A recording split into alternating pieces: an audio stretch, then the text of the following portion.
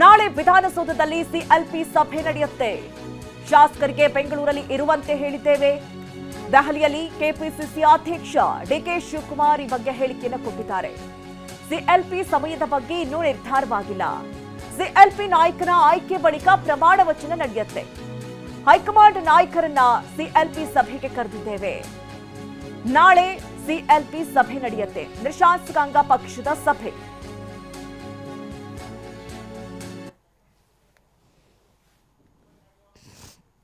ಇದ್ದೀವಿ. ನಾನು ಸಿದ್ದರಾಮಯ್ಯನವರಿಗೆ ಮಾತಾಡಿದ್ದೀವಿ. ಟೈಮಿಂಗ್ ಮಾತ್ರ ಎಲ್ಲರಿಗೂ ಬೆಂಗಳೂರಲ್ಲಿ ಇರೋಕ್ಕೆ ಹೇಳಿದ್ದೀವಿ.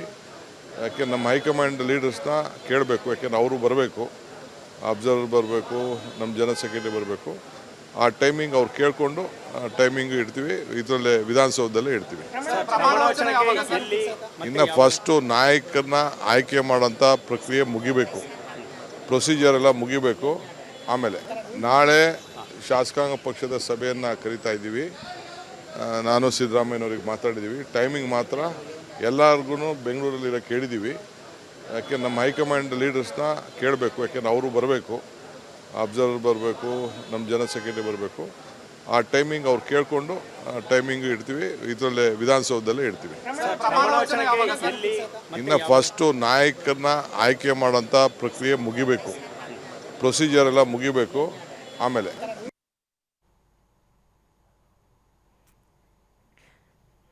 ನಿನ್ನೆ ಒಂದಷ್ಟು ಫೋಟೋಸ್ಗಳನ್ನು ಗಮನಿಸ್ತಾ ಇದ್ದೀರಿ, ಹಾಗೆ ಇವತ್ತಿನ ಫೋಟೋಸ್ಗಳನ್ನು ಕೂಡ ಗಮನಿಸ್ತಾ ಇದ್ದೀರಿ. ನಿನ್ನೆ ಇದು ಸಭೆಗೂ ಮುನ್ನ, ಬ್ರೇಕ್ಫಾಸ್ಟ್ ಸಭೆಗೂ ಮುನ್ನ ಡಿಕೆ ಶಿವಕುಮಾರ್ ಹಾಗೆ ಸಿದ್ದರಾಮಯ್ಯ ಅವರು ಭೇಟಿಯಾದಂತಹ ಸಂದರ್ಭ. ಆ ಸಂದರ್ಭ ಡಿಕೆ ಶಿವಕುಮಾರ್ ಅವರು ಸಿದ್ದರಾಮಯ್ಯ ಅವರ ಕಾಲಿಗೆ ಬಿದ್ದು ಒಂದು ಆಲಂಗಿಸಿದಂತಹ ಸಂದರ್ಭ ಕೂಡ ನಡೀತು. ಅದರ ಫೋಟೋಸ್ಗಳನ್ನು ಗಮನಿಸ್ತಾ ಇದ್ದೀರಿ. ಮತ್ತೆ ಇವತ್ತು ಕೂಡ ಮಲ್ಲಿಕಾರ್ಜುನ್ ಖರ್ಗೆ ಅವರನ್ನ ಡಿಕೆ ಶಿವಕುಮಾರ್ ಅವರು ಭೇಟಿಯಾದ್ರು, ಒಂದಷ್ಟು ಮಾತುಕತೆಯನ್ನ ನಡೆಸಿದ್ದಾರೆ. ಜೊತೆಗೆ ಅವರ ಆಶೀರ್ವಾದವನ್ನ ಕೂಡ ಪಡೆದುಕೊಂಡಿದ್ದಾರೆ. ಆ ಫೋಟೋಸ್ಗಳನ್ನ ಕೂಡ ಗಮನಿಸ್ತಾ ಇದ್ದೀರಿ. ಅಂದ್ರೆ ಡಿಕೆ ಶಿವಕುಮಾರ್ ಅವರು ಈಗ ಸಿಎಂ ಆಗೋಕ್ಕೂ ಮುನ್ನ ಎಲ್ಲಾ ನಾಯಕರಿಗೆ ಸಲ್ಲಿಸ್ತಾ ಇರುವಂತಹ ಗೌರವವನ್ನ ನಾವಿಲ್ಲಿ ಗಮನಿಸ್ತಾ ಇದ್ದೀವಿ. ಒಂದ್ ಕಡೆ ಇಬ್ರು ಕೂಡ ಹಿರಿಯ ನಾಯಕರು, ಸಿಎಂ ಸ್ಥಾನದಲ್ಲಿದ್ದಂತಹ ಸಿದ್ದರಾಮಯ್ಯ ಅವರು, ಜೊತೆಗೆ ಈಗ ಎಐಸಿಸಿ ಅಧ್ಯಕ್ಷ ಸ್ಥಾನದಲ್ಲಿರುವಂತಹ ಮಲ್ಲಿಕಾರ್ಜುನ್ ಖರ್ಗೆ ಅವರು, ಇಬ್ರು ಕೂಡ ದಿಗ್ಗಜ ನಾಯಕರು. ಈ ಕಾಂಗ್ರೆಸ್ ಪಕ್ಷದಲ್ಲೇ ಇದ್ಬಿಟ್ಟು ಕಾಂಗ್ರೆಸ್ಗೆ ಎಷ್ಟೊಂದು ಸಂಘಟನೆ ವಿಚಾರದಲ್ಲಾಗಿರ್ಬೋದು, ಮತ್ತೆ ಈ ಸಂದರ್ಭದಲ್ಲಿ ಸರ್ಕಾರ ರಚನೆ ಆಗೋದಕ್ಕೆ ಅವರ ಪಟ್ಟಂತಹ ಪರಿಶ್ರಮ, ಜೊತೆಗೆ ಈಗ ಒಂದು ಸಿಎಂ ಸ್ಥಾನವನ್ನು ಅಲಂಕರಿಸಬೇಕಾದ್ರೆ ಮುಂದಿನ ಜವಾಬ್ದಾರಿಗಳ ಕುರಿತಂತೆ, ಅಥವಾ ಮುಂದೆ ಯಾವ ರೀತಿ ಯೋಜನೆಗಳನ್ನು ರೂಪಿಸಬೇಕು, ಅಥವಾ ಸರ್ಕಾರವನ್ನ ಯಾವ ರೀತಿ ಬ್ಯಾಲೆನ್ಸ್ ಮಾಡಬೇಕು, ಯಾವ್ಯಾವ ರೀತಿಯಲ್ಲಿ ಹೆಜ್ಜೆಯನ್ನ ಇಡಬೇಕು, ಎಲ್ಲಾ ವಿಚಾರಕ್ಕೆ ಕುರಿತಂತೆ ಹಿರಿಯರ ಸಲಹೆ ಸೂಚನೆ ಅಂತೂ ಇರಲೇಬೇಕಾಗುತ್ತೆ. ಆ ನಿಟ್ಟಿನಲ್ಲಿ ಒಂದ್ ಕಡೆ ಡಿಕೆ ಶಿವಕುಮಾರ್ ಅವರು ಹಿರಿಯ ನಾಯಕರಿಗೆ ಕೊಡ್ತಾ ಇರುವಂತಹ ಗೌರವದ ಫೋಟೋಸ್ಗಳನ್ನ ನಾವು ನೋಡ್ತಾ ಇದ್ದೀವಿ. ಇದು ನಿನ್ನೆಯ ಫೋಟೋ, ಸಿದ್ದರಾಮಯ್ಯ ಅವರ ಕಾಲಿಗೆ ಬಿದ್ದು ಆಲಂಗಿಸಿದಂತಹ ಫೋಟೋಸ್. ಹಾಗೆ ಇವತ್ತು ಕೂಡ ಮಲ್ಲಿಕಾರ್ಜುನ್ ಖರ್ಗೆ ಅವರ ಮನೆಯಲ್ಲೇ ಒಂದು ಸಭೆ ಆಯಿತು.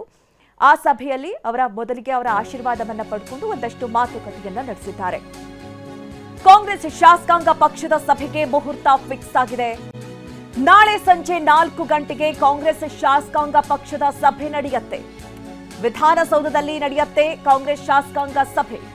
ಸಿಎಲ್ಪಿ ಸಭೆಯಲ್ಲಿ ಶಾಸಕಾಂಗ ಪಕ್ಷದ ನಾಯಕನ ಆಯ್ಕೆ ಆಗುತ್ತೆ.